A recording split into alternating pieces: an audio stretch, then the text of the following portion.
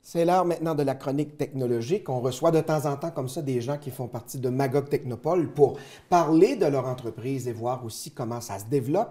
Et justement, aujourd'hui, avec Dominique Dano-Pelletier, bonjour Dominique, on parle de développement parce qu'on va parler du projet Kate, qui est un gros projet. Dis-nous un peu ce que c'est, Dominique. Oui. En fait, le Kate, c'est un acronyme pour Centre d'art technologique de l'Estrie. C'est un organisme à but non lucratif qui a pour but de faire la promotion des arts numériques en Estrie.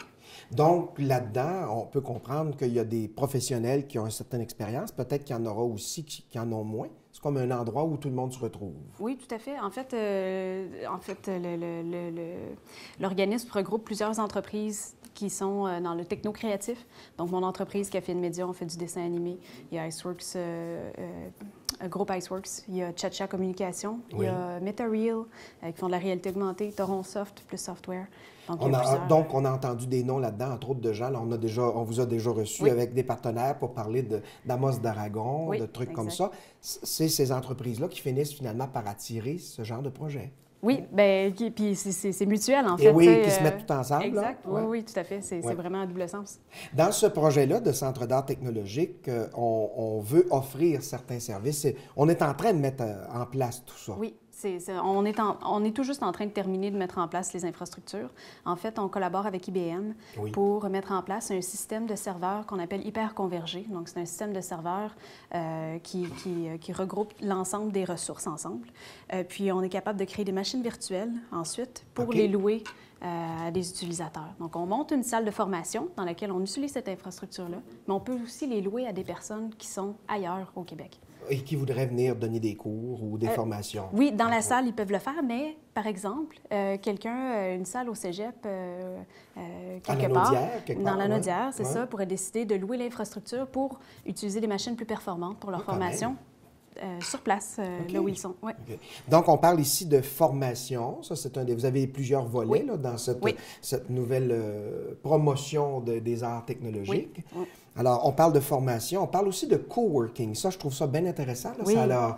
Ça a attiré mon oreille un peu. Oui, c'est quelque chose dont on n'a pas beaucoup en Estrie. Donc, on veut créer un espace de coworking qui est particulièrement, en fait, orienté vers les arts numériques. Donc, on veut mettre à disposition des gens l'opportunité de pouvoir louer ces infrastructures-là qui sont trop coûteuses habituellement. On n'a pas ça chez soi. Un artiste, un entrepreneur, c'est ça exactement, ne voudrait pas vouloir nécessairement investir là-dedans s'il n'est pas certain de ce que ça va donner, etc. Il peut venir sur place, louer juste ce dont il a besoin pour son projet. Puis, ça réduit l'investissement, finalement. Quand on parle d'équipement, est-ce qu'on parle d'imprimantes, ces fameuses imprimantes qu'on voit qui peuvent créer une tasse? Oui. Bien, en fait, là, pour l'instant, on commence avec les ordinateurs, mais éventuellement, on aimerait ça mettre ce genre de technologie-là à disposition des gens, les imprimantes 3D, dans le fond, ou tout autre, peut-être des casques de réalité augmentée. C'est le genre de technologie qu'on veut mettre à disposition des gens. OK. Et puis, évidemment, dans ce sillon-là, on se laisse un peu de place, je comprends qu'on dit qu'éventuellement, on voudrait créer une niche, c'est-à-dire un festival où on fait la promotion en général de ces artistes et des arts en général. Oui, absolument. Donc, c'est sans doute quelque chose qu'on fera en collaboration avec d'autres villes du Québec. Un festival d'art numérique, peut-être vraiment orienté vers les arts émergents, la réalité augmentée, ce genre de choses-là, avec des activités, des événements intéressants, un dôme avec des projections.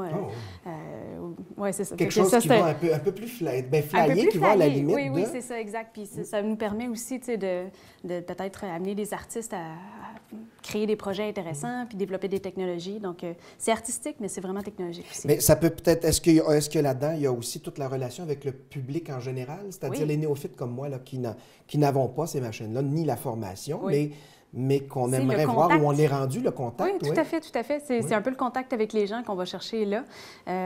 C'est sûr que là, présentement, c'est un peu comme un rêve à moyen long terme, mais on aimerait peut-être avoir quelque chose comme une exposition permanente où les gens peuvent venir voir certaines choses. Ça serait un peu dans le même volet là, que le festival. Pour les gens qui nous écoutent, qui ne connaissent pas la réalité augmentée, vous avez parlé de ça. Alors, expliquez-moi un petit peu. On en voit certaines annonces à la télé là, où mon oncle a le casque là, sur la tête. Oui. Bien, la réalité réalité augmentée, ça couvre quand même beaucoup de choses. Donc, on pense souvent à un casque, effectivement, ça peut faire partie de la réalité augmentée, mais en fait, c'est plutôt de la réalité virtuelle. La réalité augmentée, on va parler de quelque chose comme Pokémon Go, par exemple, qui a été très populaire récemment. Que les gens ont couru, entre autres à Sherbrooke, le long des murales, retrouver des points d'ancrage. Exact. Etc. Donc, on utilise un appareil qui communique l'information aux personnes. Dans le fond, on interagit avec l'environnement immédiat, mais aussi on ajoute quelque chose. Donc, c'est la réalité, mais augmentée. Et ça vient se connecter avec le géocaching, j'imagine? Géocaching, c'est un truc un peu différent. Oui. Mais ça donne un peu l'idée. C'est un peu le style, c'est d'aller chercher des choses dans l'environnement puis amener une activité intéressante à travers. Jusqu'où on peut aller dans ce genre de choses-là? On peut aller assez loin. Recréer des bâtiments anciens, si on se promène sur la rue, tout ça. Exemple, là, sur le centre-ville. Oui, exact. On pourrait voir des animations à partir de photos anciennes, etc. À partir de photos anciennes, c'est ça exactement. Ça peut être... les possibilités sont presque infinies. Est-ce qu'il peut y avoir des liens avec le cinéma? Là, on le voit avec Amos d'Aragon là, en animation, mais est-ce qu'il pourrait avoir des collaborations en effets spéciaux? Ah, c'est sûr et certain. Puis c'est clair que Amos, c'est une franchise qui est super intéressante parce qu'elle peut être développée de toutes sortes de façons en termes de produits dérivés. Donc, c'est sûr que faire des jeux interactifs dans des environnements de la région, c'est définitivement sur la table. Je me questionnais, la moyenne d'âge des gens qui tournent autour de vous autres là, dans ce centre d'art technologique, est-ce que c'est varié, l'expérience? C'est assez varié, oui. Je dirais que ça va être mi-vingtaine jusqu'à cinquantaine. Qu'est-ce que ça prend pour aller travailler dans votre milieu, de ce que vous faites, vous? OK. Bien, je vais dire quelque chose que les parents n'aimeront peut-être pas entendre, là. Mais en fait, là, le portfolio est 100 fois plus important que la formation. Ah, voilà. C'est super une formation parce qu'on apprend énormément, donc c'est toujours pertinent. Mais en fait, ce qui importe au final, c'est le travail qu'on fait. C'est ça, exact. Puis le potentiel de croissance d'une personne, on peut le voir à travers le portfolio. Donc, on ne peut pas calculer ça en tant que dire c'est du cégep, c'est de l'université. Il y a beaucoup d'éclectique là-dedans. Là. Oui, il y a beaucoup de personnes qui s'apprennent à elles-mêmes à faire des choses. Donc, puis au final, ce qu'on est capable de démontrer comme habileté, c'est ça qui est important. Donc, est-ce qu'on est capable d'aller le chercher aussi bien soi-même qu'en allant à l'école? C'est différent d'une personne à l'autre. Il y en a qui vont vraiment bien apprendre en contexte scolaire, mais ce qui importe, c'est le travail assidu puis le portfolio qui en découle. Bien, merci d'être passé chez nous, puis on espère qu'il y aura beaucoup d'intérêt. Les gens pourront peut-être aller sur une page Facebook pour suivre. Oui, absolument. La page Facebook du Skate, c'est Catestrie, donc C-A-T-E. Estrie, donc S-T-R-I-E.